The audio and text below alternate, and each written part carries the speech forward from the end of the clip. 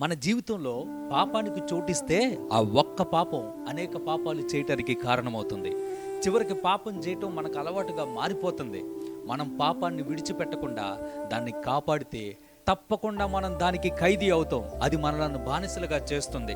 పాపము చేయు ప్రతి వాడును పాపమునకు దాసుడు అని యోహాను సువార్త 8:34 మన ప్రభు అయిన యేసు క్రీస్తు చెప్పాడు. ఈ ప్రపంచంలో ఏ బానిసకు కూడా స్వతంత్రము లేదు. బానిసకు సొంత నిర్ణయాలు తీసుకునే స్వేచ్ఛ లేదు. పాపానికి బానిస అయిన వ్యక్తి మంచి చేయాలని అనుకున్నప్పటికీ కూడా అతడు మంచి చేయలేడు. కారణం, పాపము యొక్క అధికారము కింద, పాపం యొక్క దాస్యత్వం కింద అతడు ఉన్నాడు. కాబట్టి పాపం అతన్ని బానిసగా చేసింది. కాబట్టి అతడు చేయాలనుకున్న మంచిని చేయలేకపోతూ ఉన్నాడు. చాలా మంది చెప్తూ ఉంటారు, బ్రదర్, నేను ఏదైతే చెయ్యాలని చెప్పేసి అనుకుంటూ ఉన్నానో అది చేయలేకపోతున్నాను, ఏదైతే చేయకూడదు అని చెప్పేసి అనుకుంటున్నానో అదే పదే పదే చేస్తూ ఉంటున్నాను అని చెప్పి బాధపడే వ్యక్తులు ఎంతో మంది ఉన్నారు. కారణం ఏంటో తెలుసా? పాప నియమం వారి మీద ఏలుబడి చేస్తుంది. కాబట్టి చేయాలనుకున్న మంచిని చేయకుండా చేయకూడదనుకున్న కీడును పదే పదే వారు చేస్తూ ఉన్నారు.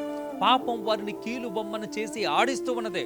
ఈ పాప నియమం నుంచి మనం ఎలా విడుదల పొందగలమో తెలుసా? యేసు క్రీస్తు యొక్క ఆత్మ నియమం ద్వారా మాత్రమే పాప నియమం నుంచి మనం విడుదల పొందగలుగుతాం.